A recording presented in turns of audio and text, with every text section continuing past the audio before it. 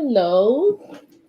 Good morning, good afternoon, good evening from wherever you're joining us. If you can hear me, you can see us, say something in the chat. Say hello. Just tell me where you're joining from. Let's start that way. Okay. I can see a couple of people have joined. I'm just going to wait for more people to join before we start. Happy Friday.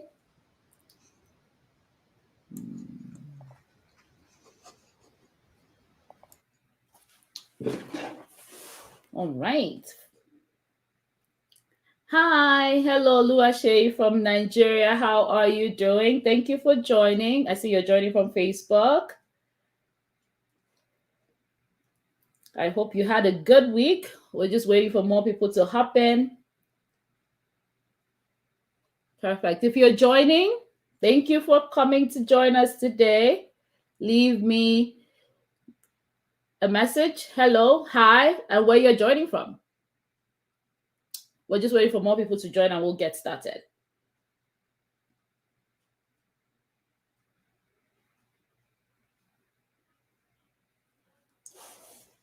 Hello, Suzanne.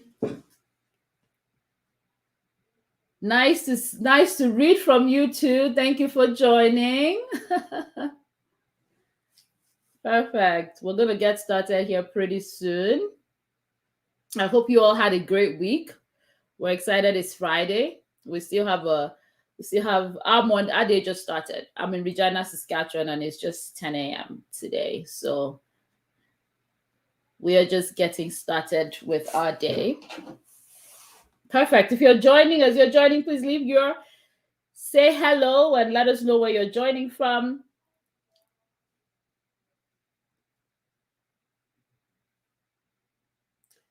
Let us know where you're joining from. Good. We're seeing lots of people are coming in. That's exciting. We're going to get started soon here. I'm just going to leave one more minute and we'll get going.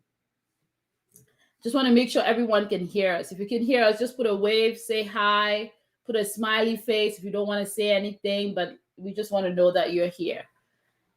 Awesome. From Benin City. Thank you. Thank you for joining. It's exciting. All right. So I'm going to get started. So my name is Florence Akpan. Oh, joining from California, USA. Thanks for joining, Linda. We have Damilare. Thank you for joining from Nigeria. Yes, hello from Abuja. Perfect. Thank you for joining. And if you've joined, feel free to share this too with your friends and anyone. Of course, there's love in sharing. With anyone that is looking to come to Canada, joining from Dubai, hello from Abuja. You guys are like where I would love to be in like a couple of months. That's great. Different places. All right, perfect. We have a few people here. So we're going to get started because we have a lot to talk about in very limited time. My name is Florence Akpan.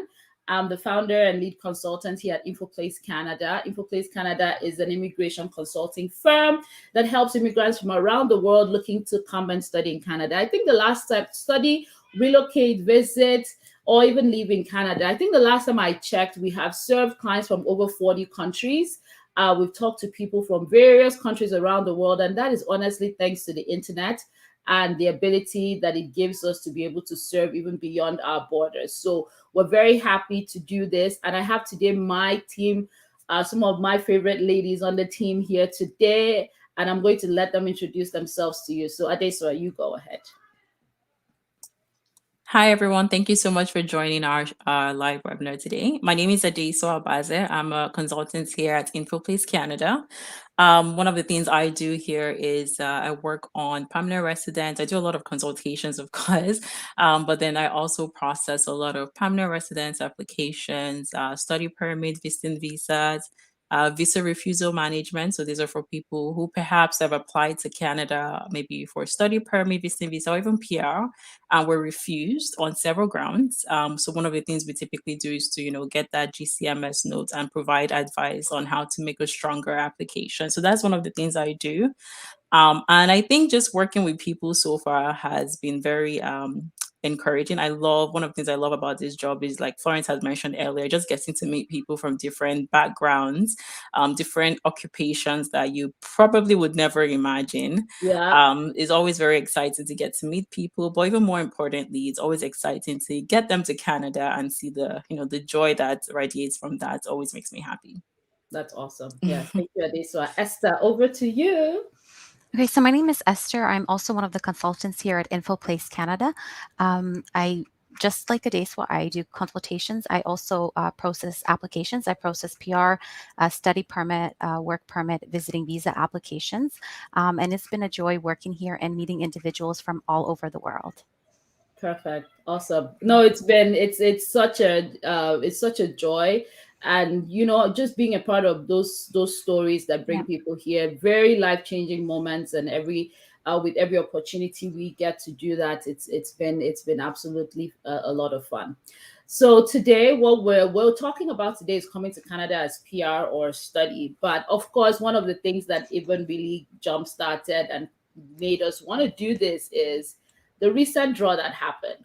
Who saw the recent draw that happened? If you did, give me a thumbs up. Say something that you saw that, because it's something that everyone was looking forward to. Honestly, July Mhm. 6th became July 1st for a lot of immigrants looking to come to Canada.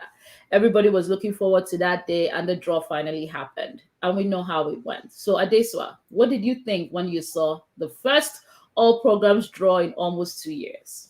Of course, I was really excited because I felt there were a lot of people waiting in the pool, and this was Hmm. such a great opportunity. But with the draws, I don't think anyone was really expecting it to go as high as 500. Hmm. And even to make issues more interesting, they only invited 1,500 people. So, of course, I was excited about it, but it got me thinking, who are the 1,500 that were invited? Hmm. Definitely, it's probably someone in their 20s, perhaps. Maybe they have a PhD, maybe they even speak French, or they're already in Canada working for like a minimum of 2 years for you to, or and maybe have a sibling as well who's a Exactly. permanent Like, resident or citizen in Canada for you to get up to 550 or 560 points. So it was very interesting. But I think looking more on the bright side, the fact that it started again is quite exciting, and we know that this is going to keep going on. So no one should lose hope yet. exactly. Exactly. No, that's good. Very, like, it really got you thinking, like, who are those people that scored that? It was a shocker. But Esther, what was your reaction when you saw the draw? Um, to be honest, it was very exciting. I know it's a relief to so many individuals. I know some of us have been waiting for a year and over a year. Some of our clients were Hmm. absolutely thrilled. Um, but I know it's also a bit disappointing for a number of individuals because of the very, very high CRS cutoff score. But Yeah. there's still hope coming. Um, the other thing that happened was the minister announced that applications would be processed within the 6 month standard. I would Hmm. really like to see that happen. Right now, I'm just gonna, sit back and really hope that it's going to be that those applications are going to be processed within the 6 month standard. Within those 6 months timeline. No, absolutely. Yeah. And I think one of the things too that when I saw the numbers too, I was like, well, I had a good laugh when I saw the draw. Like, it just literally made me fall, because I was Yeah. like, 1,500. Like, this is not even what in my head I was thinking. Like, the draws are coming back. But looking at Sean Fraser and what he's had to deal with, I think he's probably being very careful with what Yeah. he's doing, right? Because it's one thing to look forward to a really large draw, and it's one thing again to look at the processing capacity. So Mhm. I think at the back behind the scenes, it's probably looking at a situation where we don't go back to where we were before, where we Exactly. don't land in that backlog again. And if he's promising 6 months processing like it used to be before, many, many years ago, then they might need to be more realistic with the number of applicants that they're inviting and things like that. So Mhm. yeah, so no, very, very interesting things, and there's a lot of other things too coming with like immigration, and even though it started just like Adeso said, we still have other things. For example, the changes with the knock codes, that will be implemented. So like Yeah. Adeso, what do you have to say about those changes that are coming, because they're coming? Yeah, actually during consultations is something I always tell clients. Like what I'm telling you is based on what is current. Because Exactly. give it 2 months, 3 months, things might change. And that is exactly what's gonna happen with the NOC codes.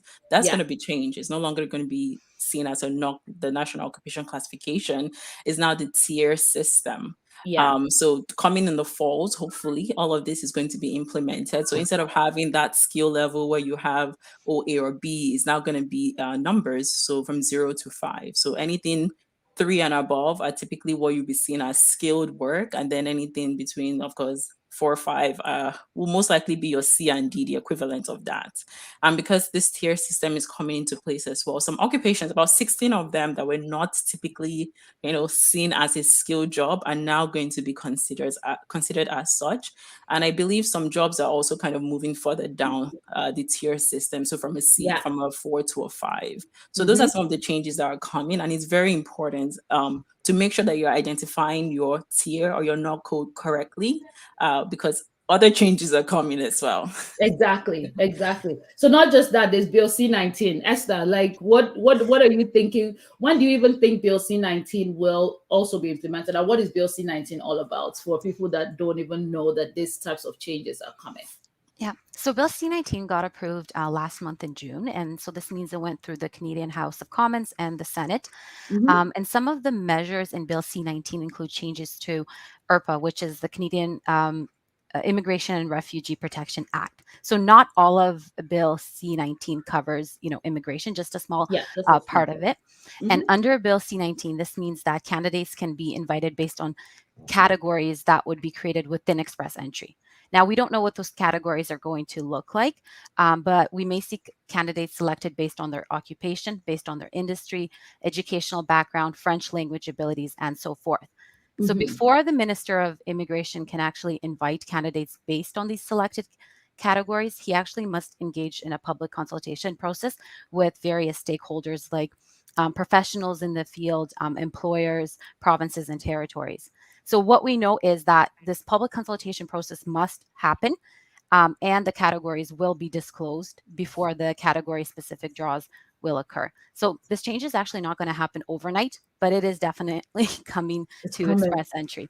And I know Yeah. Yeah. for some individuals, this is very exciting because, especially those with maybe a very low CRS score of maybe 200, maybe 300, we may see Hmm. those individuals invited. But I know for some others, some other individuals in the Express Entry pool are somewhat worried. Yeah, no, Yeah, absolutely. No, I think that's really good. yeah, And it's very, and the reason why we're talking about this is if you're thinking about coming to Canada as PR, these are there are lots of changes still coming. Aside from we just having the express entry draw starting again, what we are seeing now might just be just temporary, just maybe to the fall or maybe yeah, to just next year. There are lots of changes coming. But even with that, there's still opportunity because the government still has a target of over 400,000 yeah. people to bring in through permanent residence and all of that, and Mhm. through different programs. So if you're looking to come to Canada right now, the key thing that you need to do is just get prepared, get ready.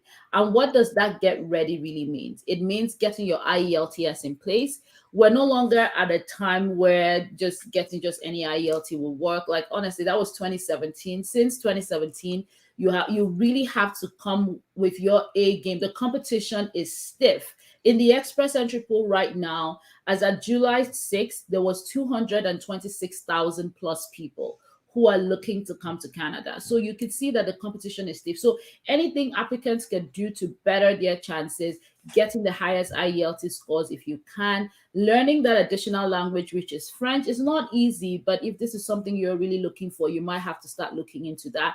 It's almost with the way things are going, it's almost impossible to get invited express entry only if all you have is 1 degree. You might have to have a second degree and things like that.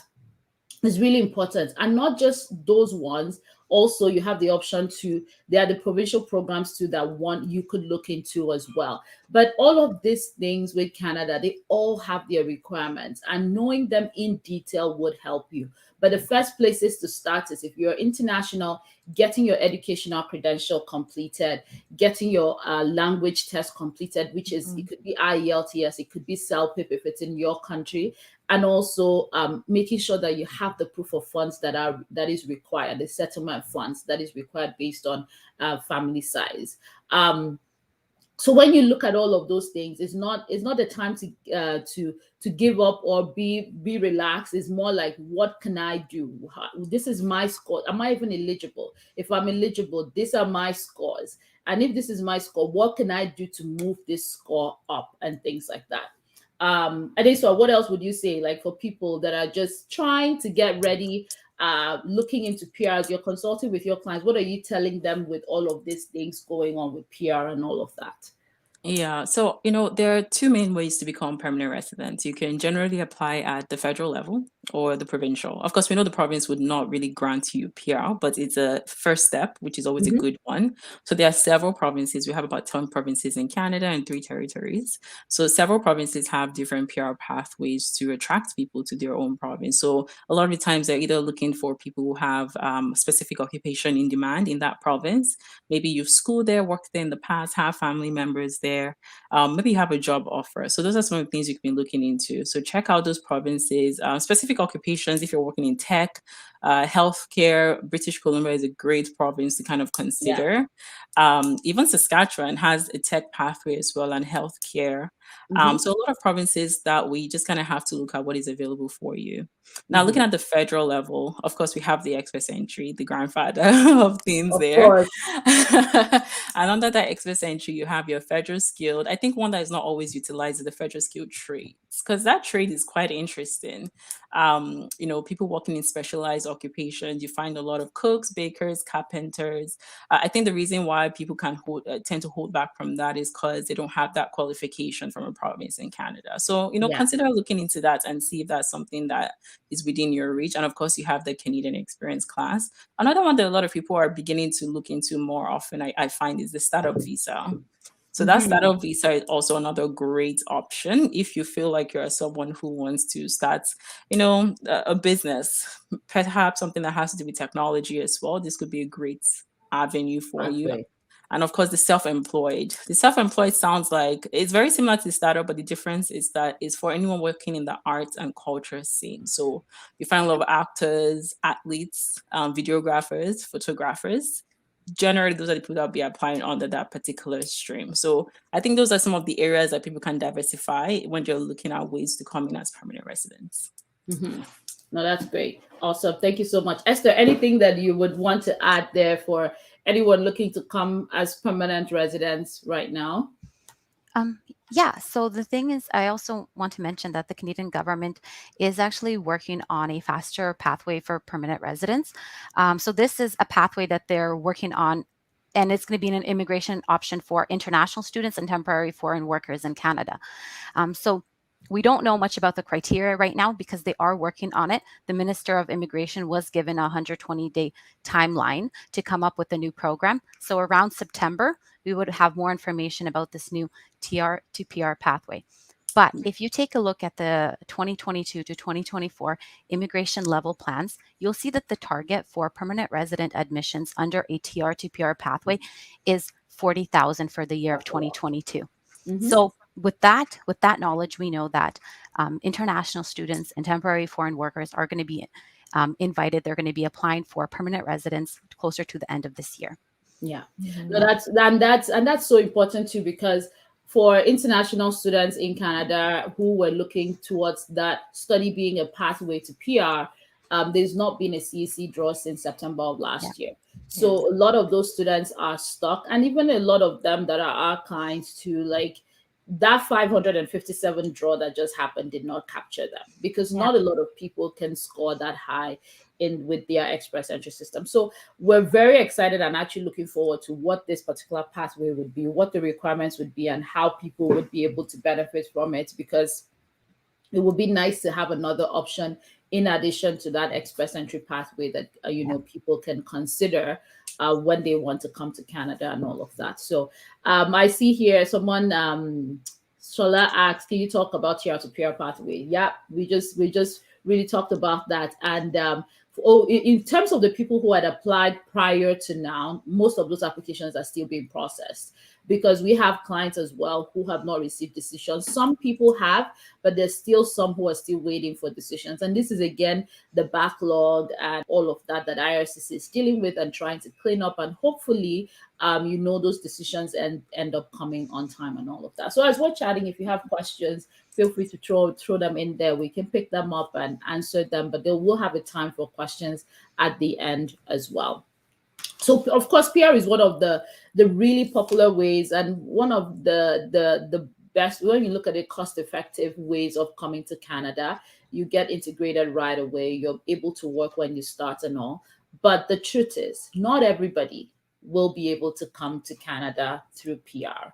Over the last couple of years, most especially the last 2 years, we have seen a lot of move and a lot of change for people who are looking to come, beginning to look for different pathways, different options that they can take to actually come to Canada. And one of the other ways to come and eventually get to PR is coming as a student. Especially we've seen, like, with us at InfoPlace Canada, we have lots of matured students. Oldest student right now was 58 years old. Yes, believe it or not, she was 58 years old and she got her study permit approved to come to Canada. So age is no longer a number with that. And it's also an opportunity for people who maybe are looking at the express entry system with the requirements, the cutoff and all of that, and realizing, you know what, no matter what I do, I'm not going to get to 500 or to be able to receive an invitation. Even before the pause, the cutoff was like 470. The last all programs draw was 468, which was still very high, because with that score, you had to be below 30 and have like a master's degree, highest IELTS and things like that. So looking at all of these things, people are looking for other ways. Okay, I would love to come, and maybe there's some additional education I would like to get. Maybe I use this route to kill one stone with two birds with one stone. Basically, I'll just come in and do study. So study has become one of those pathways that has seen increased demand for applicants who are looking to make Canada home long term. And even the government echoes this as well. That they are looking, why they're creating the TR to PR pathways, because they know that when international students are trained in the Canadian system, they're adding value to the system and they want to be here. So Esther, if someone is looking to come to Canada as a student, what should they do right now to get started, and what would that process look like for them? Mm-hmm. So I always explain to my clients that it's really like you need to think of it as a two-step process. So first of all, secure school admission, have that valid admission letter, and then apply for your study permit. So when you're going to be looking for a school, make sure it's a designated learning institution, and also check that the program would make you eligible for a postgraduate work permit. Now, this is very important, because if you go to IRCC's website and you look at the list of designated learning institutions, you'll find that a majority of schools, if you enroll in that program, if you go to that school, you're not going to get a postgraduate work permit after graduation. And this is key, because it gives you that very valuable Canadian work experience to qualify for Canadian Experience class and other provincial programs. So do that first. Also, keep in mind the study permit requirements when looking for a school and when selecting your program. So first of all, let's talk about the purpose of study. So with the purpose of study, you need to convince the officer that you're coming to study, and this education would help you progress in your career. So we always recommend selecting a program that either aligns with your current work experience or it aligns with your educational background. You can also select something that's complementary. So a complementary program would be something such as business management, entrepreneurship, project management. So most individuals, regardless of the field that they're in, can go for programs like these. You can also go for a program that's completely unrelated. This would be a career change. It is allowed when it comes to Canadian law. It's just a little bit more risky. That's why we always recommend, if you're changing your career, provide proof that you're passionate about this field. So include maybe short courses that you've taken, maybe include your volunteer experience, anything to convince the officer that, you're passionate about this and you really want to change your career. So this is something important. You need to keep this in mind when selecting your program, because an officer is going to be looking at your program choice closely and wondering, is this a reasonable expense? And would this help you? Would this benefit you in any way? Yeah, Esther, I'm just going to step in there with an example just so that people can really understand. We had a client once who had a bachelor's in engineering, master's in engineering, and she was coming for a diploma in fashion design. And I remember once when we had a webinar, I think this one, I asked a lot of people and I said, do you think she got a study permit approved? And I think 90% of the people said no. And this is because out there, lots of people say you have to have it has to be aligned, it has to be the same for you to get a study permit approved. But the truth is, it's not the case if you have a strong case with you. And what we did with this particular client was I asked her when she told me, I'm like, that's interesting. What do you want to do? Come do here, do fashion design and all of that. And she said, well, I have a blog that I've been blogging about fashion design. I have attended many fashion fairs. I've taken some certifications. Like, so she had a lot to back up. She even had a business registered with a clothing label and things like that. So she had a lot going for her just to support this area of passion that she had and that she really did want to turn this into a business and all. And we included all of these things in the application. And the thing with IRCC's application, especially for study permits sometimes, is that you really don't know what would be in or what would be out in your application or what would be accepted. It's every situation is unique. And when we look at your case, then we're able to question and ask, okay, what do we need to convince the officer based on your story, based on what you're looking for? And that was what we did in this case. So it's always unique, but it's definitely possible if you have a very strong case, if you're totally changing your career. Go ahead, Esther. Yeah. Yeah.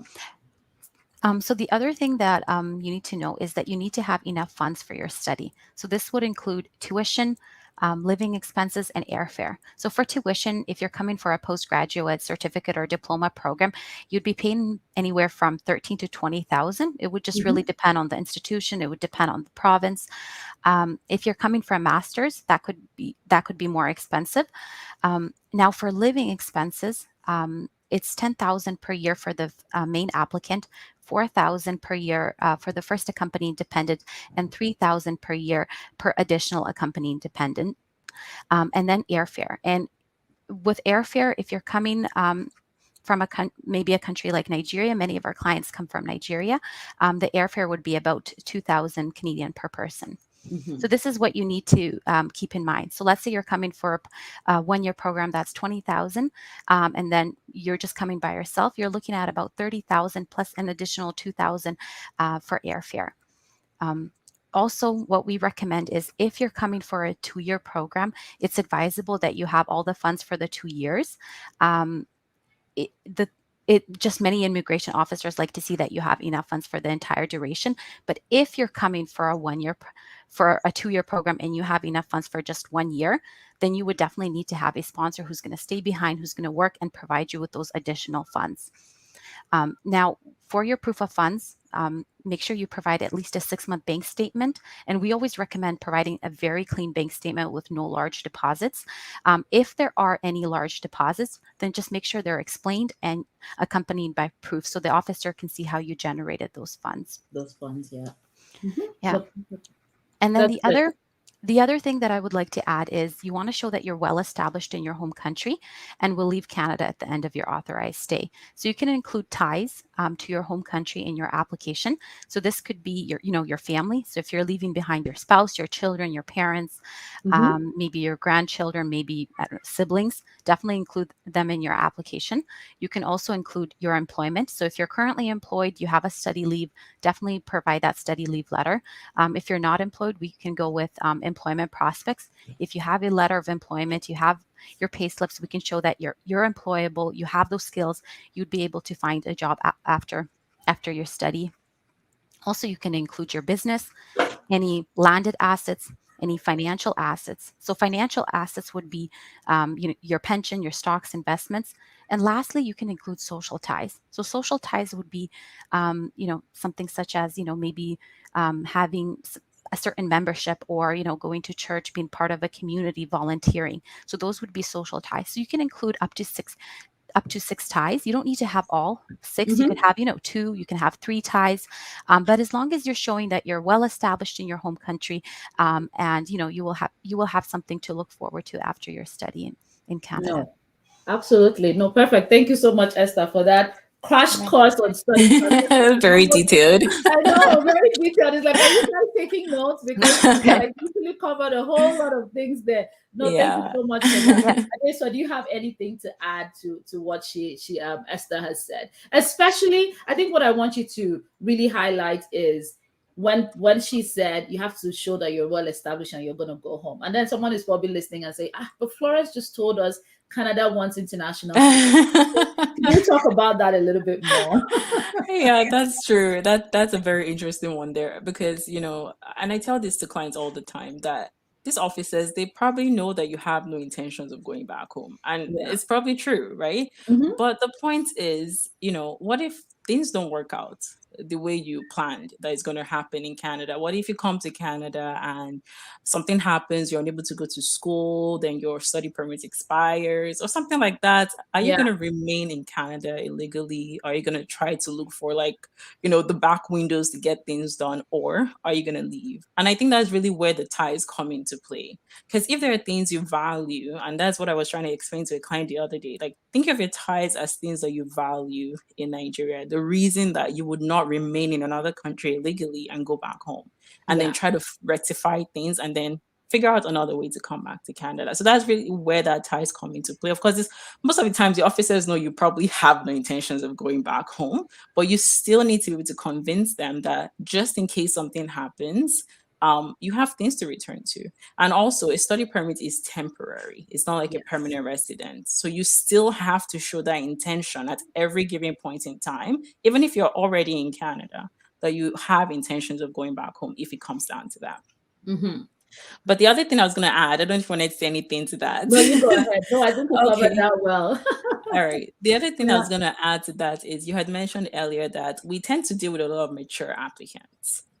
So clients over 40, over 50. And in that case, maybe CEC may not be, the Canadian Experience class may not be as favorable for some individuals because of their scores. So one of the Yeah. things we try to look at as well when we're looking at school admission is to also consider provinces with additional PR pathways. So, I mean, there are a lot of provinces in Canada, and each of these provinces, they have schools for international students. Yes. But there's some provinces that are a little bit more favorable. One of the provinces we talk about a lot is Manitoba, Saskatchewan, New Brunswick, and I really believe any Atlantic province, really, Yeah. because of the AIP program. These are provinces that have interesting PR pathways for students as well. Or if you even have foreign work experience and now you've schooled there, you can kind of combine all of that together. Once you work in that specific province as well, they have PR options for you. So these are the things we also consider for our mature applicants, because if you get a PMP, you get an additional 600 points immediately, no questions asked. Exactly. Yeah. And if it's even one that is not linked to the express entry, I think that is even better, because as soon as your PMP comes in, you just submit your application to the federal government for them to finalize. But Exactly. that being said, again, with Canada, nothing is constant. So you do Yeah. have to be flexible. It is possible that one fantastic program that may be available today may not be available tomorrow. Tomorrow. Yeah. So in as much as you're considering provinces with, great PR pathways, just in case you get there and that program is no longer in existence, you may have to be flexible and consider options. Exactly. No, thank you so much. Thank you, ladies. Because that's very important. And it's one of those things where sometimes people are like, should I come for a 1-year program? Should I come for a 2-year program? It really plays in a lot into your own unique profile. And what the ladies here would do in a consultation with you would be to look at your profile. And this is typically with our PR and study consultation, where we look at what would if you want to come for school with a plan of, I would love to become PR if things work out for me. What does that pathway look like for you? We're calculating that at least based on the current law right now to see. There are some times where you calculate for a client, and with their 1-year work experience, their education, all of that, they will sail through. They don't need more than 1 year. There are some clients that you look at their profile, and even to meet the eligibility for PR, they might need to even work in Canada for up to 2 years. So if you're in that situation where you might need up to 2 years of work experience, then at that point, it impacts your decision to even choose a school. Maybe you should be going for a program that is 2 years long, because, hey, guess what? With 2 years, you can get up to 3 years work permit that allows you to be in Canada and then gives you a little bit more time to transition. But it's not that easy to just pick that way, because you also have to look at how much money you have.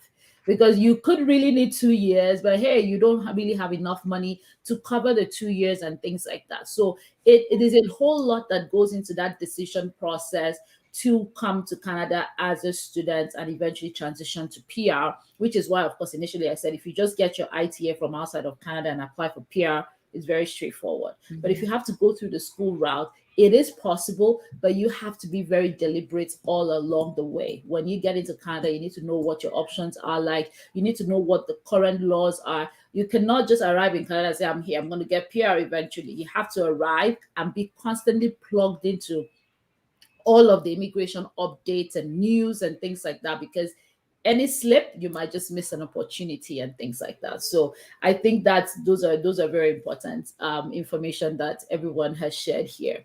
I'm just going to look here. I think there's a lot of questions coming in. Thank you everyone for joining. If you didn't join us from the beginning here, we've been talking about coming to Canada as permanent residents or as students. We talked a little bit about the draws of what has been happening. We've been talking just a little bit here about study permit. I'm just going to scroll up here and just put up some questions that we have had here. Okay.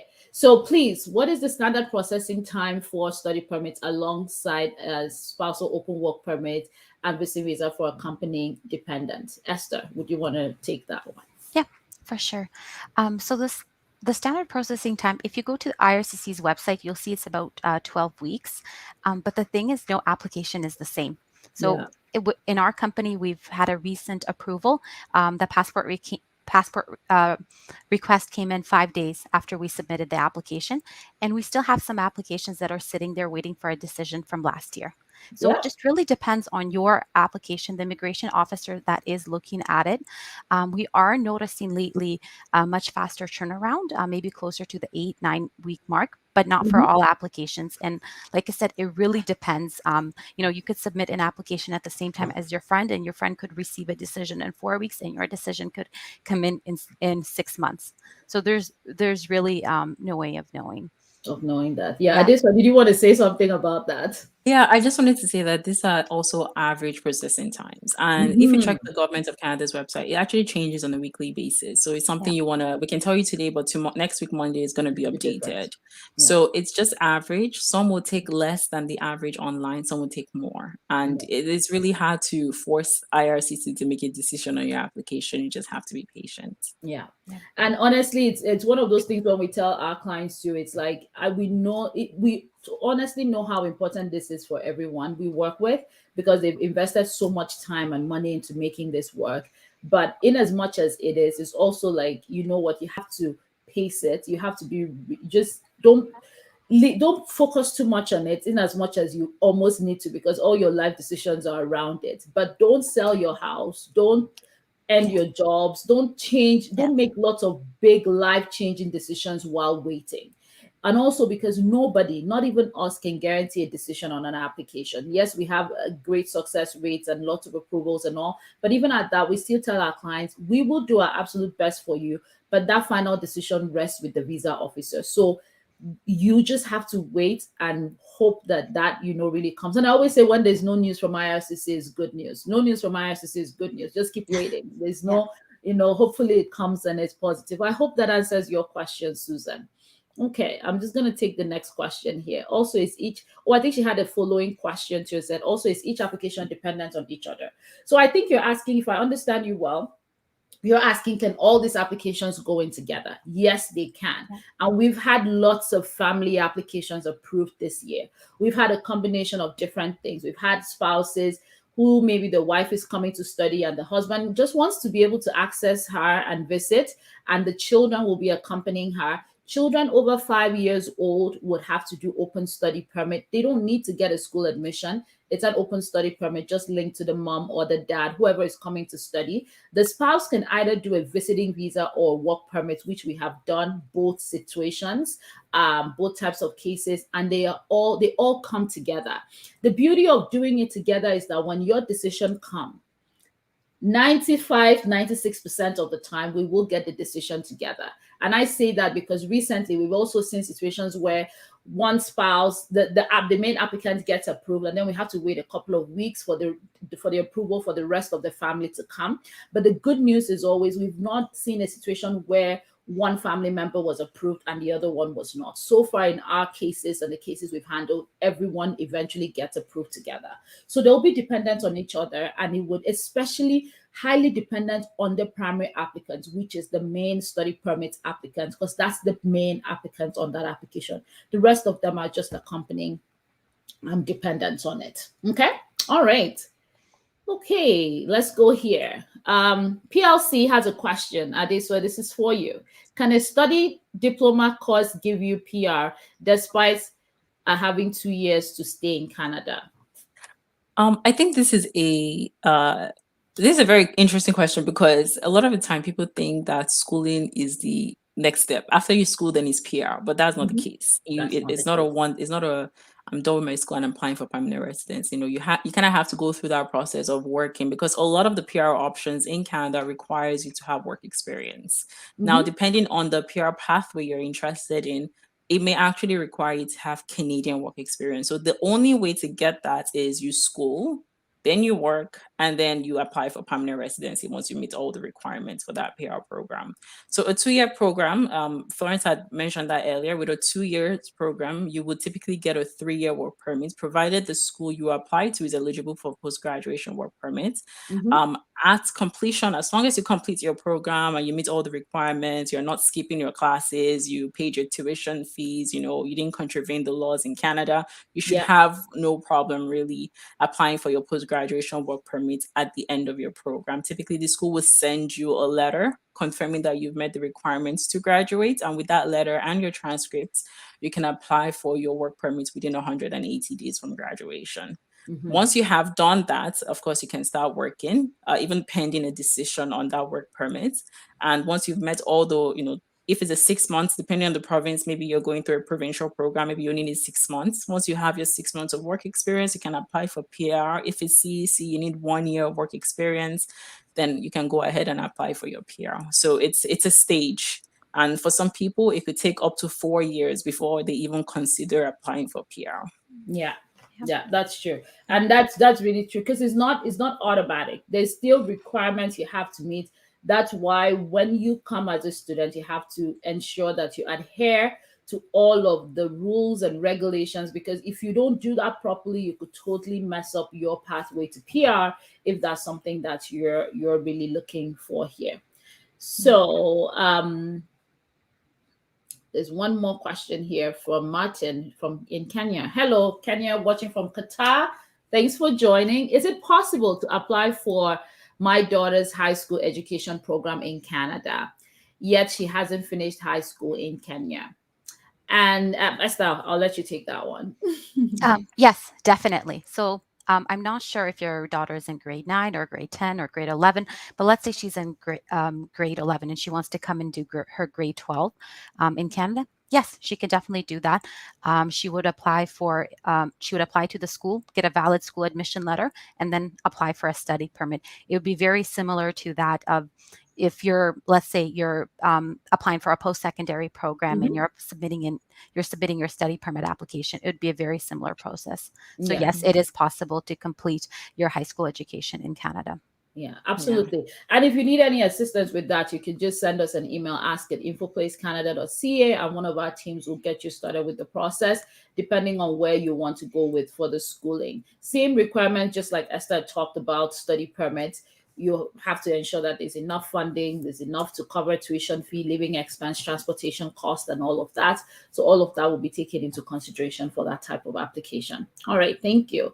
Esther is probably going to hop off here in about 5 minutes, but at this point I will hang around and just answer your questions. So if you're joining, you have any questions around coming to Canada as PR or coming to Canada on study permit, do leave your questions. We're going to do our best to answer as many as we can, but we might not get to every person's question here. We have about an hour, 15 minutes here. We've already spent 45 minutes already. But if you have questions, leave them. We'll do our best to answer the question. So thank you so much, everyone, for joining. We have another question here. This is for you, Adesuwa. So do I have to wait after a year of PGWP before applying for PR? when is the best and legal time to apply for PR as an international student? That's a very good question, Amarachi. Go ahead. So once you have your post-graduation work permit, and you have the valid work experience, if you're applying for Canadian experience class, you need 1 year of work experience in a skilled job. Based on what is like the current law, a skilled job is typically any occupation with a skill level OA or B. So as long as you have 1 year of work experience, with the Canadian experience class as well, it does not have to be done consecutively. So if it takes you maybe the first year on your work permit, maybe you get a 3 year work permit, but you don't get a job until towards, almost the end of your first year, right? So that 1 year is gone really, because the first job you got perhaps is not a skilled job, and it maybe took you another year to eventually get that skill job. So after doing that particular skill job for 1 year, now this is 2 years that has gone, right? You can then apply for your work for your permanent residency, provided you have your English test. With the CEC, it also depends on your skill, your job level. So if you have a skill level B, of course, you need to have like a CLB 5, and if you have or A, they need a CLB 7. To So just qualify. make sure that to qualify for that particular CEC program. So just make sure that your English level and your work experience aligns. The great thing about CEC as well is you don't necessarily need to have proof of funds, which is very interesting. So as long as you have all of those things, you can create your express entry profile and within the pool. That is not an invitation. You are just in the pool waiting. And, like the draw that happened a couple of days ago, if you get invited, you'll receive an email and then you can then apply. So the invitation is the first step. You actually submit, when you now submit an application and pay, is you then applying for your PR application. Yeah. And thank you so much, Adesuwa. And Amarachi, I should just add there, it depends too, because we've also had students who even got to PR before they graduated from their program. This was the good old days.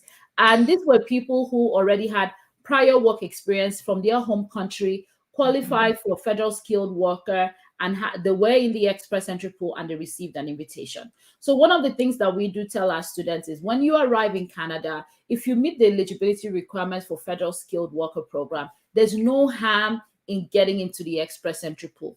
Be there even if your scores are not great, because anything can happen at any time. I mean, last year they did a CEC draw that was as low as 75. Who knows what the Canadian government will be looking for? Who knows what labor shortage would drive them to do something they've never done before? So because of that, as long as you qualify to get into the express entry pool, you don't have to wait to graduate and work to start. But if you are, if your question here, if you're undergrad, you don't have any work experience and all of that, then of course that pathway that Adesuwa talked about, graduating, working, meeting those requirements is really key. And you want to make sure that you're striving for the highest score, like on your language test and all of that, because as we can see, 557, the stakes are really high right now. And you want to really be sure that you're prepared for those high scores. All right, perfect. Okay, Olufunke has a question here. My question, I got a refusal last year for a sales program. I'm thinking of changing the program to social work and reapplying. Please advise. Adesuwa, over to you. I should tell you my thoughts on this. Well, there's really nothing wrong in changing programs. I mean, situation changes. Maybe your plans have changed as well. Depending on the time frame as well, what changed that led you to decide you now want to do social work? All of those things, you have to address them on a reapplication, because the study permit, there is no interview. The officer is not going to call and ask you, oh, I noticed now you're changing your program. You have to be able to explain all of that to the officer so that when they review your application, they can understand what has happened over the last year when you initially applied. And just make sure that you're also addressing all the reasons for the previous refusal. So if you were refused on maybe family ties or your funds or your purpose of visits, then you really want to make sure that you are addressing those things, but also at the same time addressing your reason for changing your program from sales to social work. It's such a drastic difference. So I at least hope you have some work experience in social work, or at least, as Esther had mentioned, you have proof of that passion to change into this particular program. Yeah. that would be it. Very important, because we've also had cases. We've had study permits with our clients who changed programs, and those applications were successful. Even the applicant that Esther talked about, that was a 5-day approval. She first did tourism management and then switched to business management on the second application after the first one was refused. We've had clients who did like fashion before, switch to HR. Like, people switch, but one of the things that we do in our application when a switch like this happens is we recognize the switch. Because I do tell my clients, IRCC has your details. They will keep everything. They'll remember your first application. The officer might refer to it when reviewing the new application. So it's important to address those and explain your change and the reason, just like Adesuwa said, and have enough supporting proof for the new pathway and the new program you're applying for before you actually go ahead to submit that application, because it would be really key in that final decision for you as well. Okay, Olufunke, I hope we answered your question. Perfect. Shagun has a question here. Planning a 2-year diploma course in New Brunswick. My wife is the main applicant while I plan to go with her. But the problem is I have proof of funds for 1 year. I have funds for 1 year plus POF. Okay. If I'm understanding your question, you said the problem here is that there's not enough funding. She's going for a 2-year program and you want to accompany her. What we usually do is look at the total tuition fee. Her living expense for her alone for 2 years is an additional $20,000. If you're coming with her, is another $4,000. So times 2. So that's $8,000. So $28,000 alone is on living expense. Now add your tuition fee, add her tuition fee to that, and then add flight tickets for both of you, round trip flight tickets for both of you. That will give you the total amount of money that you need. If both of you who are the ones raising funds for this application are all coming together, it is very advisable to have that money up front. If not, your application, depending on the officer, might have a lot of questions, and you don't want that. You want to at least meet the minimum requirement. But if you're in a situation where you have just funds for 1 year, typically what we ask our clients is, if you can only show 1 year, the law typically requires 1 year at a minimum. If that's all you can show, then we need to tell us where the money will come from for the second year. Do you have a business that will continue generating money when you're away, that can generate all the funds you guys will need for the second year? Do you have a sponsor? Do you have investments that is highly liquidable that you would have access to at that time as well? Anything that you have to show that there will be real cash in for that second year will go a long way in helping your application. If you're getting a sponsor, your sponsor's source of income, funds available, and all of that comes into play when you're trying to decide if you want to use the sponsor or not. So funding is a very, very key part of study permit application, and you want to give it your all and make sure that you're not found wanting when it comes to funding, that you have more than enough to really convince the officer about your application. So it could be, if you've not already finalized or made your decision, sometimes we've had people who just decide to, maybe I have enough money for 1 year, I'm going to find a 1 year program that I can afford and go with and things like that, and then take it from there. Okay. Yeah. All right. Sorry, just to add to that, I think the last thing you said is very key. I know a lot of people are rushed, like it's 2 years they want because of that 3-year work permit. But if it really doesn't work out for you, you're better off doing a 1-year program and putting in a strong application. I mean, it may not be what you want to hear, but it's the truth, because Yeah.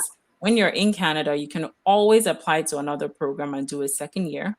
And in the meantime, you'd have actually raised funds for the second year. Especially if you're coming with her, you're probably going to get a job. You can save money towards the next year. Very Maybe good. you can sell that property that you're probably not going to go back home to, or something like that, to raise Yeah. additional funds. So you also want to think about it that way. What is more important to you? Is it getting that 2-year right off the bat just so that you can submit some kind of application, or putting in a really strong application that will give you a better chance of approval?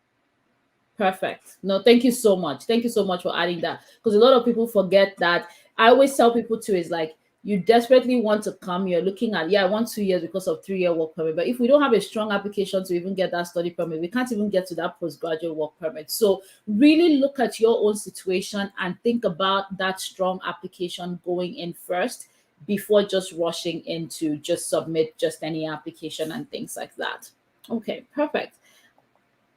Ololade has a question. If I apply for a study permit for a particular program, can I still use it if I change my mind and enroll in a different program?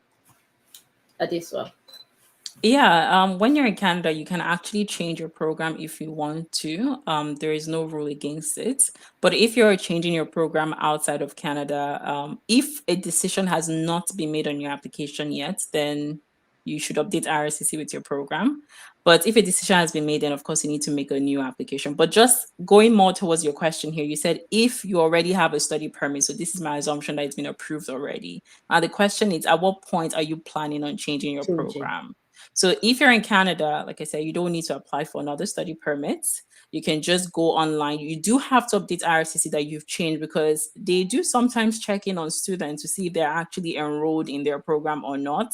And if they don't see you in that school, and you're actually in school but just not in that same school, it can affect your next application to them. So if you're changing, update them if you're already in Canada. It's not by web form, you actually do it in your portal.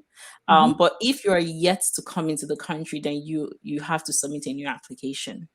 Yeah, that's perfect. Okay.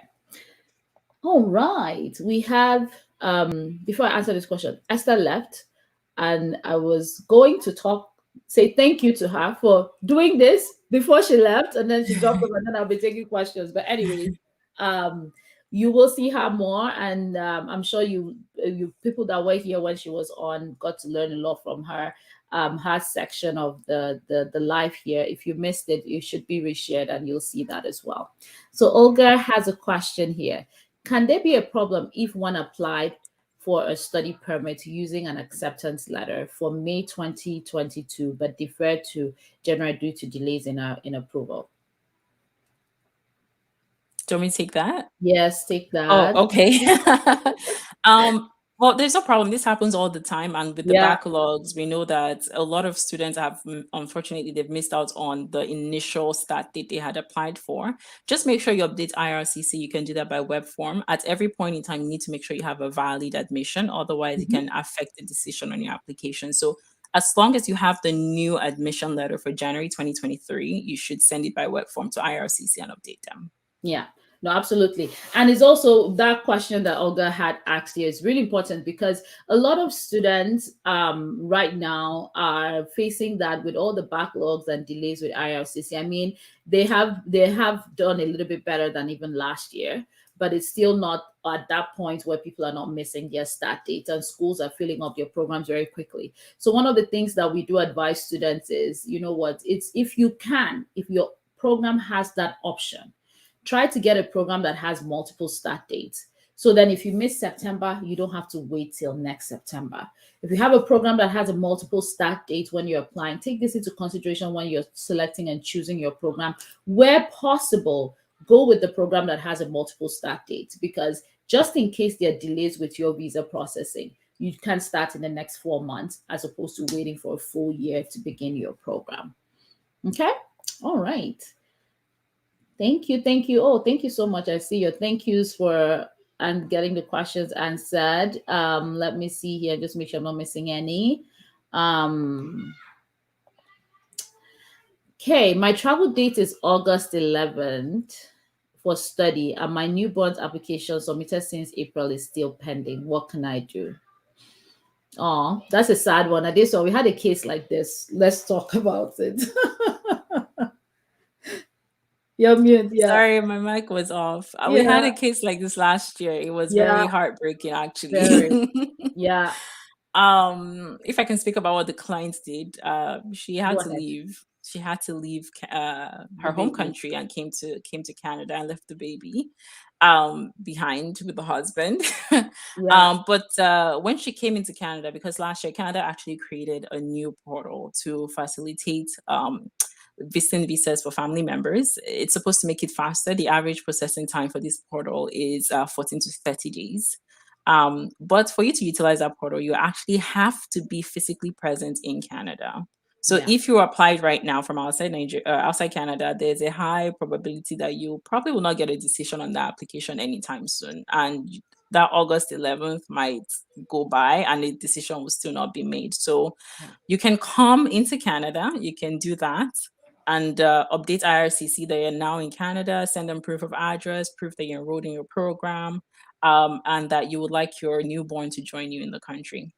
Yeah. So that's one option. Or if your program is not starting anytime soon, um, if you want to risk it, you could also, just wait, postpone your travel dates, and send web forms to Set IRCC of and just forms. let them Yeah. know that you have a date, especially if the whole family is traveling, of course. Like, Exactly. let them know that everyone is traveling. We have our plans to travel on this date, and this is a newborn that was just born, and you didn't include the Can person to leave. the application Yeah. at that time, and wait to see what happens. Yeah, it is very tough situation, very sad. We had this exact thing with our client last year.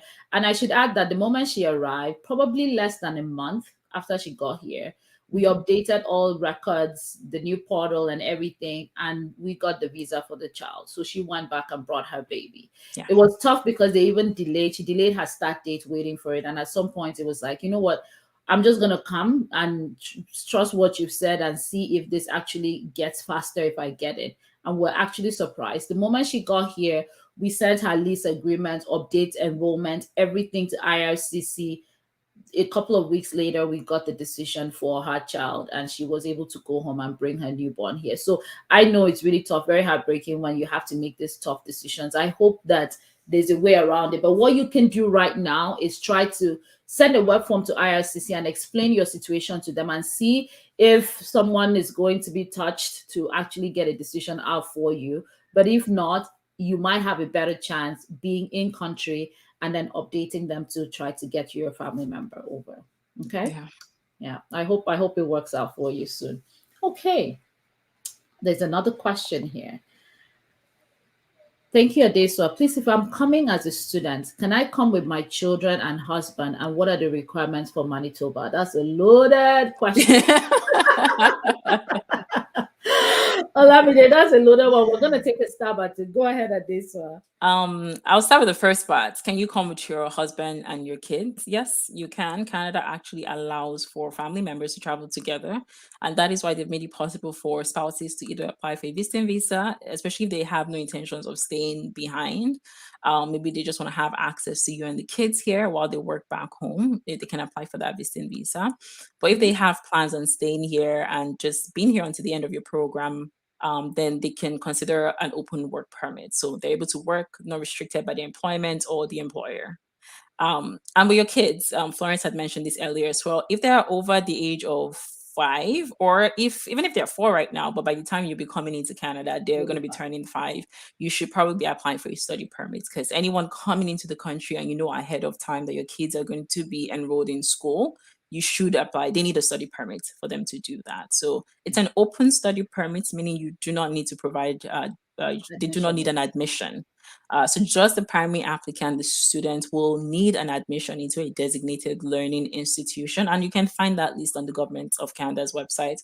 Also, just make sure that the program you're enrolled in is eligible for post-graduation work permit, so that your spouse can also apply for that work permit, and then everybody else can definitely come with you. Funds is also very important. We've kind of talked about that and beaten that conversation. Funds is Yeah. extremely important. Very, Making sure very. you have the tuition for the duration of your program. I think Esther had mentioned you're probably looking around 15 to 20,000 if you're doing a 1-year program, like a postgraduate program. And then living expenses, we typically go by what is on the Government of Canada's website, which is 10,000. But sometimes even the school on your admission, they sometimes tell you the estimated amount you can expect to spend for living expenses. If it's not on your school's admission acceptance letter, then I would say go by what's on the Government of Canada's website, which is 10,000. But if it's on the admission letter, which could be 12,000, 13,000, depending on the province, I'll say use that as the basis to determine how much you need for living expenses. And then for your husband, it's 4,000, and then everybody else is 3,000 per person. And then transportation, if you're coming from far distances, you're probably looking at an average of 2,000 Canadian dollars for flights. So multiply that by everybody coming, and that is your proof of funds. And then just being able to show that you have strong ties back home. And you want to think of ties as things that you value in Nigeria.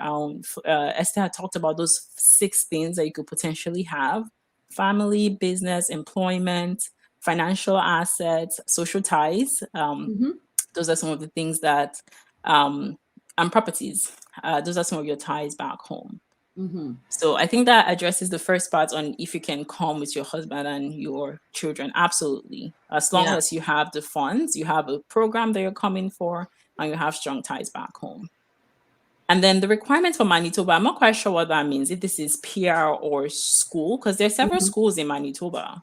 You just Yeah. have to look for the school that you're interested in and make sure you meet And the the program. requirements for the program.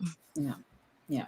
And if your question is around like PR for Manitoba, they also have very different pathways in there. They have the skilled worker pathway, they have the international education pathway there. They all have their different requirements. Students who study in Manitoba after working in Manitoba would be eligible for the Manitoba path, some of the Manitoba pathways. And even with your foreign education, you'll be eligible and you would even get additional points if you finish in Manitoba and have that living there and education in Manitoba and Yeah. things like that. So it is a great province for international students, if especially if you're thinking PR long term as well.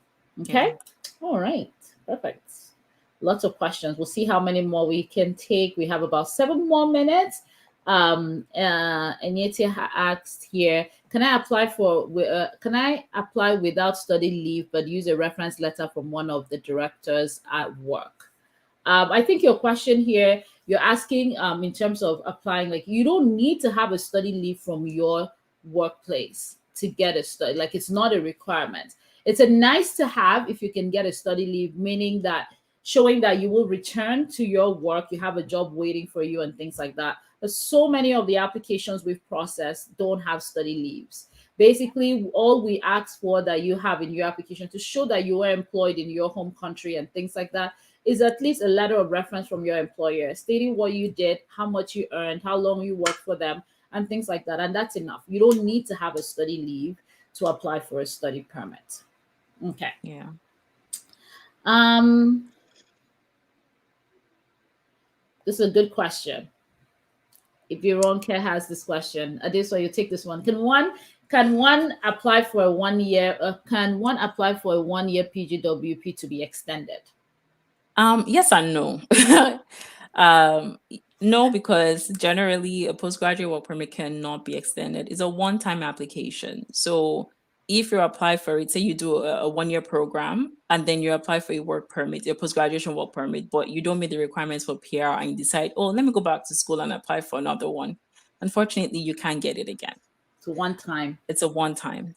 But right now, Mm-hmm. because of COVID, the backlogs, a lot of students, international students in Canada are in the express entry pool and have not been able to apply for work permits. Mm-hmm. Canada has allowed, there's a policy that is in place to allow these students extend their post-graduation work permits for 18 months. So as long as the work permit is expiring by December of this year, they'll be able to do that. So only if there's like a temporary policy in place that specifically targets certain groups of people, then yes.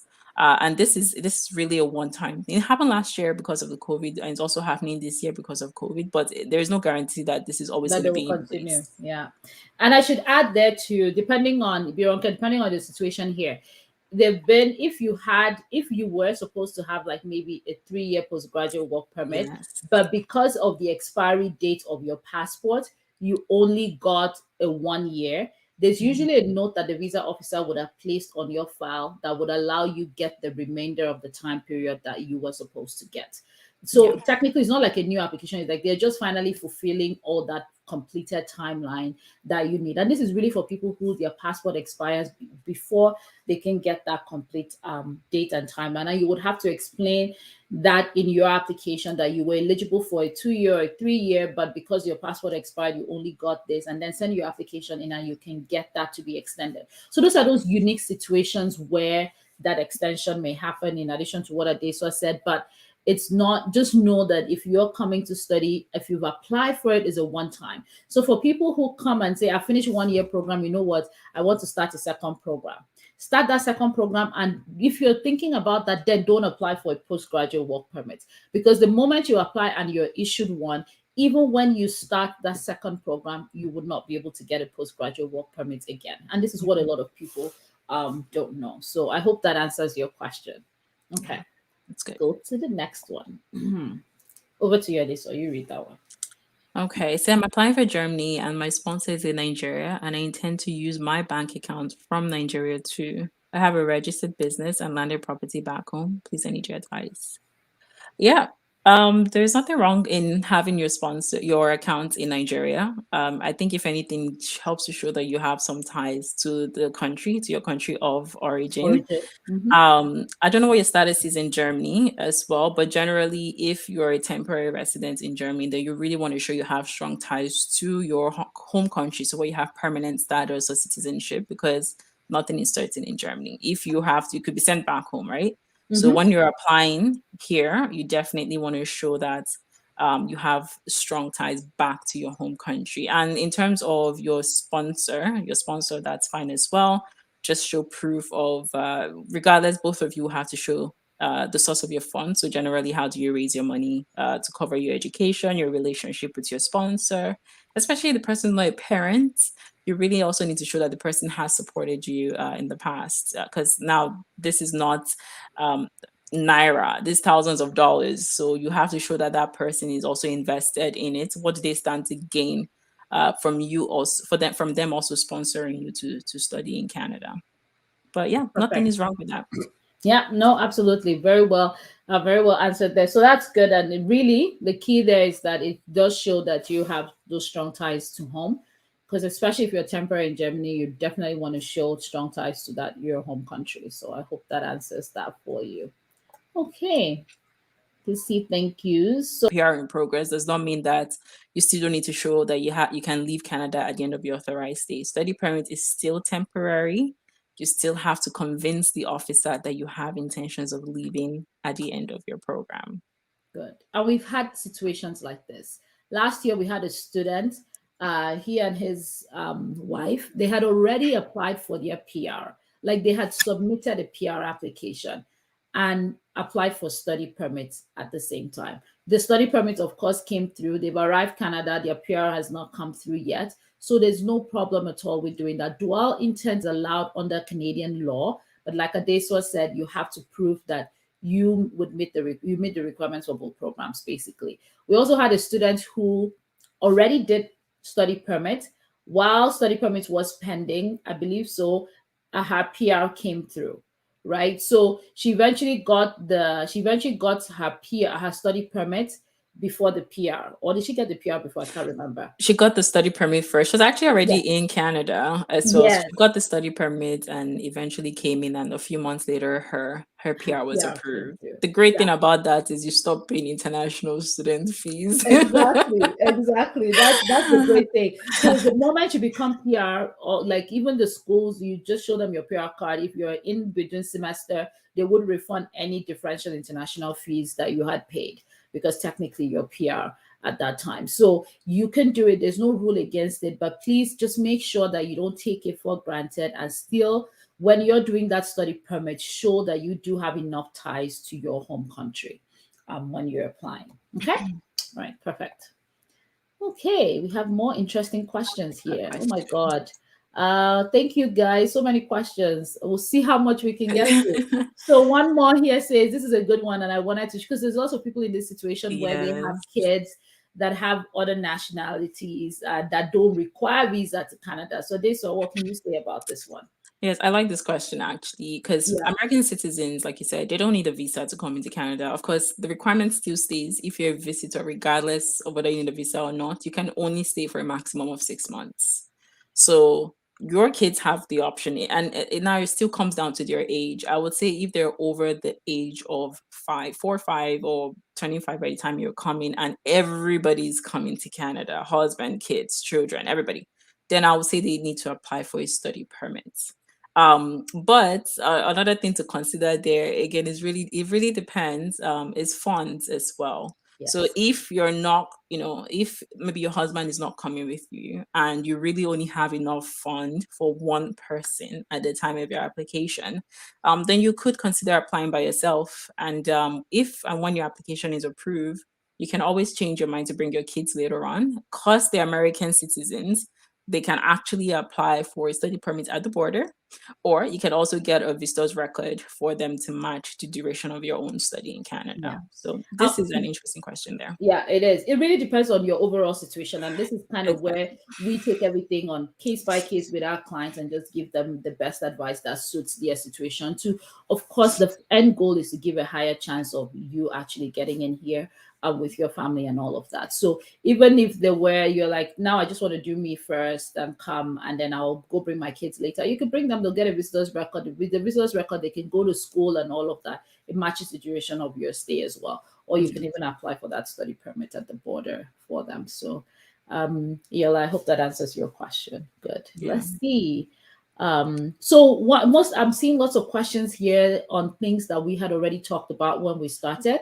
So I'm Yeah. going to skip some of that, and I'll just implore you just so that we can address questions that have not been answered at all, like unique ones, like those ones. If you can take some time and watch the beginning of the video, we talked about a lot of things in detail, and then you can and then you will be able to catch on to every piece that you had missed. Please, I just joined your live. How can you do a recap? I want to travel to Canada, but I don't know how it works. Okay. So, like I said, start from the beginning, gift, watch it from the beginning, and you'll be able to get a little bit of information there as well. Zini has a question here. She said, can you apply for a study permit as an unemployed person? Yeah, absolutely. The requirements for study permits are really two main things, really, is just having a valid admission to a school in Canada and having your funds to cover the duration of your program. So unemployment has never played a factor into whether your study permit to be granted. I mean, you can consider someone who recently graduated from high school. The person has no work experience, is not employed, but they still get study permits to come to Canada. Or even someone who recently graduated from a bachelor's program and is coming for permanent postgraduate program or a master's. The person probably has no work experience, so or is even employed. So yes, you can definitely do that. And one other interesting case that we had recently was a client who was actually retired. She's been retired for years and she still got a study permit approved. She's over 50 as well. So there is nothing wrong in that. You just, again, need to be able to explain what your plans are, what your employment prospects are. So this is where your study plan really comes into play. It has to be strong to help the officer understand what you're coming for and how this program is going to help you when you go back home. That's good. Perfect. Okay. Thank you so much, Adesuwa. That's a great question. There's a question here that I think would relate to a lot of people, and I'm trying to find it. I'm just going to put it up here. It says, if my company is sponsoring me, what are the things or documents that are expected from my company? Adesuwa, do you want to take a stab at that one? Yeah, I can start this one, and please feel free to chip in when you can. Yeah, I will. So I feel there's a misconception of who can sponsor you. Anybody can sponsor you. Your family member, your company, your siblings. You can even get a loan from a financial institution for your education. Yes. The most important thing is being able to provide documentation to back it up. So in this case, if your company is sponsoring you, if I were looking at your application, I would need you to convince me first that your company is actually capable of sponsoring you. So, first of all, is there a policy in place that says that they sponsor people to study abroad?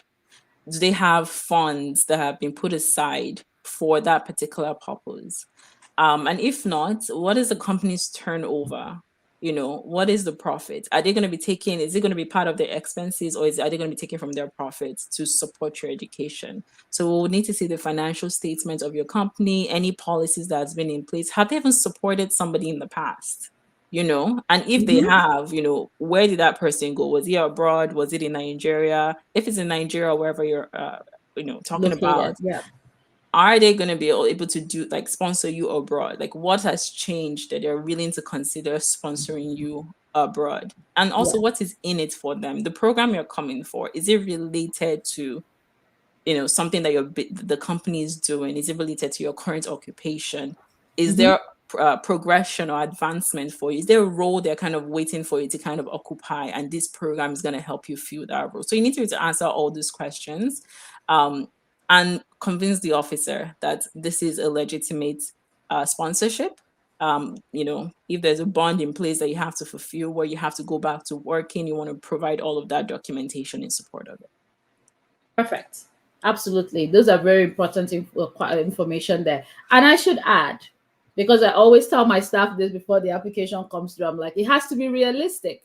Yes. It cannot be a hotel sponsoring you to do mining engineering, because what are you going to do with that?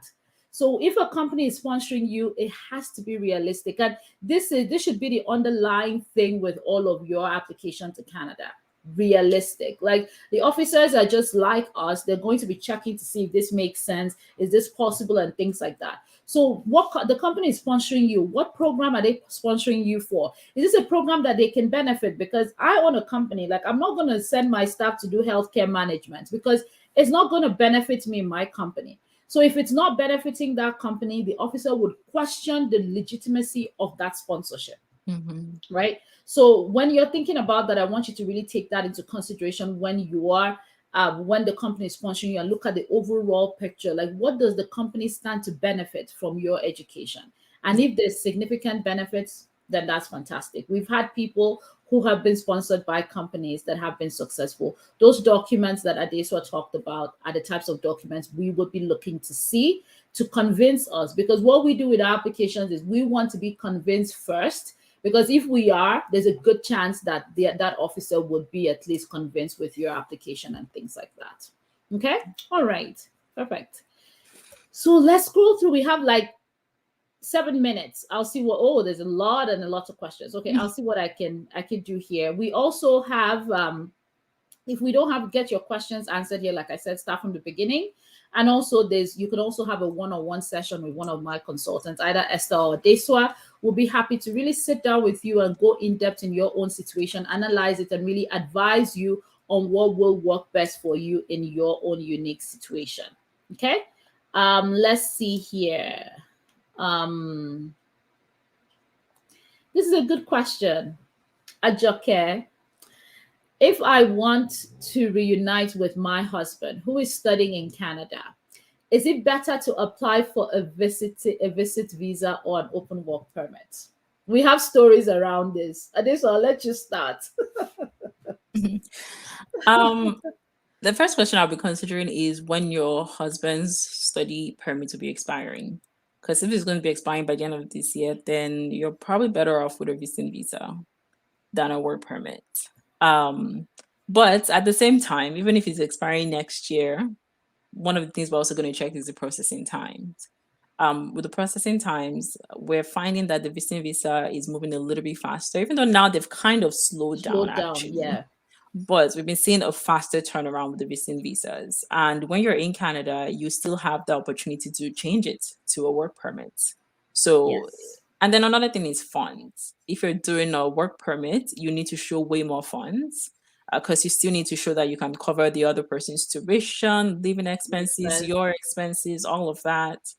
Unlike the visiting visa, if you're just coming to visit for 2-3 weeks, you probably need to show like a third of whatever that fund would be. So those are some of the things that I would consider when deciding, or I say when you are deciding on what to apply for. Mm-hmm. Yeah, and we've had it both ways for our clients, and I'll give you real live talking examples here. Since last year, about September, when the border opened again for applicants to visit Canada and things like that, we have had spouses who have been trying to reunite with their families here. What we noticed is that work permit took a lot longer. In fact, we just got one that was almost a year. Yeah. This particular couple applied for a work permit first. We had told them that visiting visa is somewhat a little bit faster, but the spouse just really wanted to get a work permit before he gets into Canada, and that's fair. So they did the work permit first, and it didn't come until almost a year later. But while they were waiting, since it didn't come through, they applied for a visiting visa. And funny story, he got the visiting visa approved while the work permit was still pending. We had a similar case like that. It was a work permit. The spouse did a work permit with the children to come so that they could meet the wife who was here, and there was no decision. They switched to a visiting visa. The whole family got the visiting visa and came. And like Adesuwa said, once you get into Canada, you can then apply for a work permit when you get in here. So that was one of the things too that that they did. So it really depends on your timelines and the overall situation that you're in. Visiting visa is somewhat faster, but it's not. It doesn't mean that work permit wouldn't work. The shortest work permit processing time that we recently got came in 2 months. And it was a surprise to to all of us, because we've not seen any work permit from outside country to reunite with a spouse that came in 2 months. So we don't know if there's been a change and things like that. That's not what the processing time said, but this is real life for our clients that we really worked with. That's the shortest we've seen. Most of them have just taken a lot longer.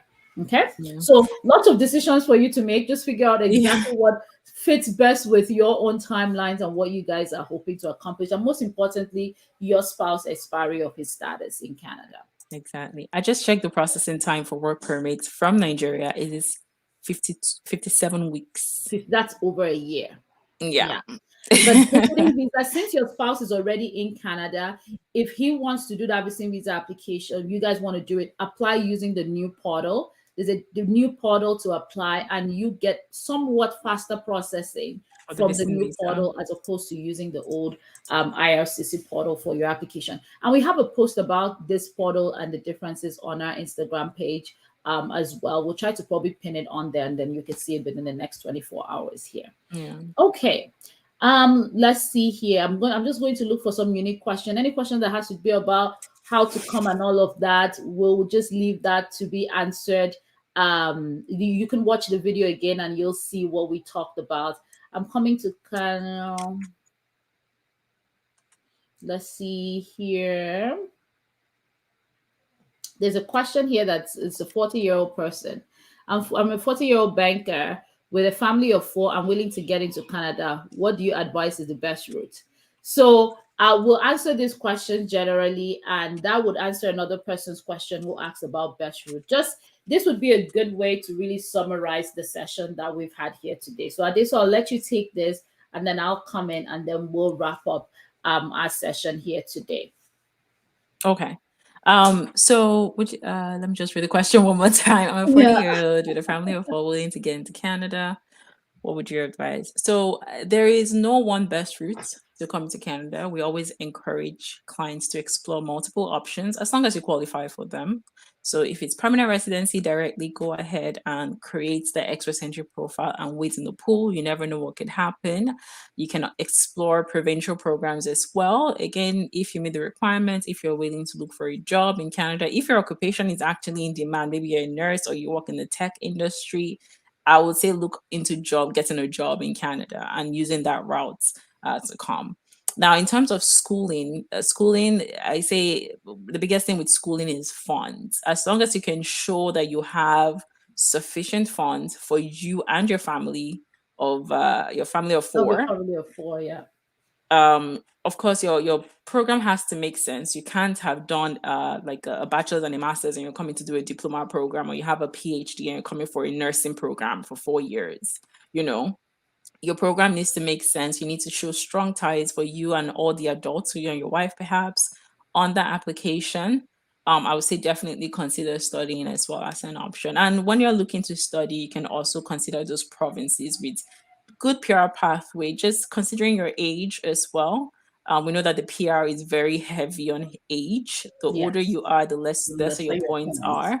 So if you consider a province that has great PR pathway and you qualify for one of those provincial programs to be after schooling and working, then you can definitely add that to your extra-centric report if that's how you apply, and get an additional 600 points.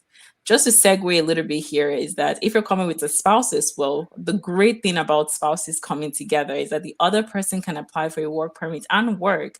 And actually, while the other person is in school, after a year or so, your spouse could even be the one to apply for PR. So that could be another option for you guys to immigrate here.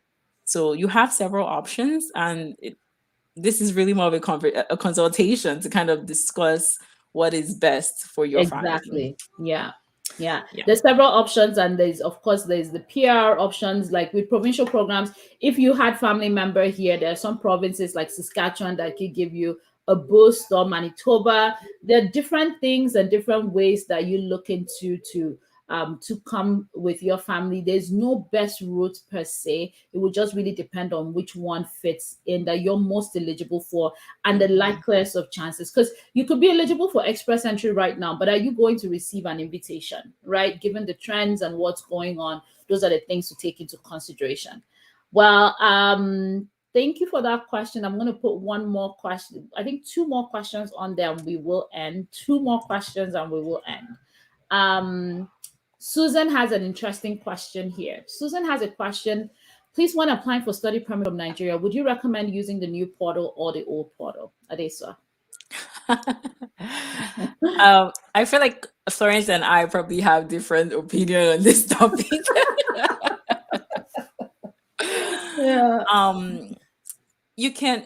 The thing is that initially, this new portal, I felt, anyways, initially it was created to reunify families together in Canada faster. So, for you to utilize this portal, you need to have a family member who is currently residing in Canada, permanent resident citizen, or have a valid temporary status like a worker or a student. And then you can use it to apply for a visiting visa or a study permit. And I actually feel that because a lot of people are now utilizing this portal to just apply because now the portal is now public. Yeah. You no longer have those contingencies that you kind of have to meet to use the portal. It's now a public portal. And so a lot of people are now using it to apply for study permits. And I think this is just me, Yeah. that it is slowing down the processing time for visiting visas through that portal. That is just how I feel. I Yeah. think is now reducing that timeline that for families to actually reunify with their Reunite, yeah. spouses in Canada, because a lot of people are now overloading the portal to apply for study permits. Also, this portal does not have a lot of slots for you to upload a lot of things into it. So if you're someone that it only takes about 2 MB. So if you Yeah. have a lot of documents, this may also not be the best portal for you to use. If you need to explain things, provide supporting documents for this, your properties, your landed assets, this may not be the best portal for you to consider as well. Yeah. No, I agree with that. And the thing is, for me, the difference between the old and new portal, if you want to use it for study permit, there are people that have used it for study permits and all of that. And I wouldn't say that there's significantly faster processing in the new portal versus the old portal because we are getting record processing time and all our applications are processed in the old portal. The reason why we still stick to the old portal at InfoPlace Canada is because we're able to put in all our clients' documents at once. 2 MB is very little when you have a lot to explain to the visa officers and when you know that it is always you don't get a second chance with study permits. There's no letter asking you to provide this that you did not provide or explain that. So with the 4 MB, you're going to do a little bit of compressing and all of that, but it's still better than 2 MB. So we use that internally. We use the old portal for all of our application because it allows our client's application in many of the cases who we can put everything together and not have to do an extra web form to send additional documents in and all of that. It keeps everything in that application in one place for us. And it allows us to address and explain all situations about the client's application. So, Susan, the decision is yours. It all depends on how your application is. Like Adesuwa said, is open now. People are using it. But really think about the completeness of the application that you'll be sending into IRCC. Yeah. Okay. Perfect. I think we have. There was one more question that I saw that I said, let's take this. What it said. I want to apply for a study permit. Ma'am, can my spouse use visiting visa? This question here. Ma'am, can my spouse use visiting visa and still travel back to Nigeria and continue working? Also, if he's given a work permit, can he still work and then travel to his business in Nigeria? Yeah, he can definitely do that. But as long as it does not interfere, like going with the first part of the question, you can definitely apply for a visiting visa. The visiting visa, again, you can only stay in Canada for a maximum of 6 months as a visitor. So definitely going back home is probably best for him to do to continue working. Yeah. With a work permit, however, you're also not restricted. I would just say make sure you have a valid visa because it's possible for your work permit to be valid for 3 years, depending on your program, of course. Mhm. But your visa on your passport is only valid for a year or a year and a half or something. So if he's going back and forth a lot, regardless of what you decide to do, just make sure you have a valid visa. Valid. Otherwise, you can go out and not come back in because your visa has expired. Mhm. And with the work permit, as long as the company in Canada allows him to travel and work, then of course there is no problem. But if he's not able to travel because of work, then it's a decision you have to make on if he needs to go back home or not. That's good. Perfect. All right. Thank you so much, everyone. I know there are lots of questions, and we honestly wish we had time to do it all. But like I said, it's 11:30 a.m. here. We still have lots of work for today. So we have to hop off now. Thank you so much for joining this session. Lots of questions around study permits. We actually have a very super detailed course on study permits that you can get. Adesuwa and I have almost like a 3-hour session of different information. I'll put it in the chat here where you can actually go in there and register for the study permit course. It's so helpful because there's a lot of things and tips and tricks with this study permit application to make it stand out, to give you a good chance of at least getting your application successful. In this study permit course too, I also have a study plan guide. Your study plan is like so important to your application. Is your opportunity to explain to the officer why you're applying for this study permit, what you hope to do with it, and all of that. So definitely check that out and use that for your own help as you're working through your application.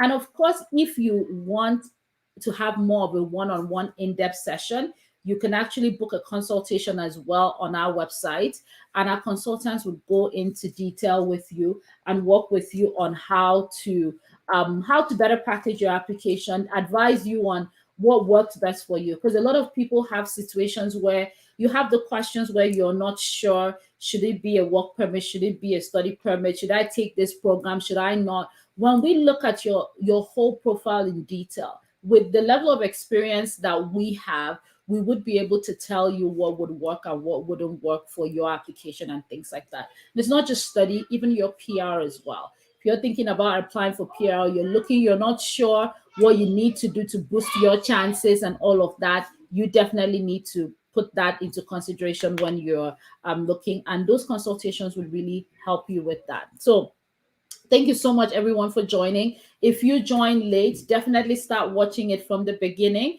and you will find a lot of things, lots of helpful tips to help you and guide you here on your journey to Canada. And Adesuwa and Esther left. Esther had to leave. She had a call scheduled. Thank you so much for joining me and for doing this with us. This was fun. We will definitely be having a social media tour, so stay tuned. Follow us online on all of our social media platforms. We'll be announcing where the next session would be, and you don't want to miss it. We'll just keep having these conversations. Anything we can do to help you simplify your journey to Canada, we're here to help you, and do not hesitate to contact us. Thank you so much once again. Thank you, Adesuwa. Any final No words? worries. No, it was just a great session. It's always enjoyable talking about immigration and whatnot. So again, as Florence has said, if you have any questions, please feel free to, book that consultation. I would love to speak with you guys. And come prepared with your questions. I tell people it's a conversation. It's not one-sided. Exactly. So come prepared with your questions. Yeah, perfect. Thank you so much, and have a wonderful evening, day, night, wherever you are. Thank you for joining us. All right. Take care. Bye. Yeah, bye.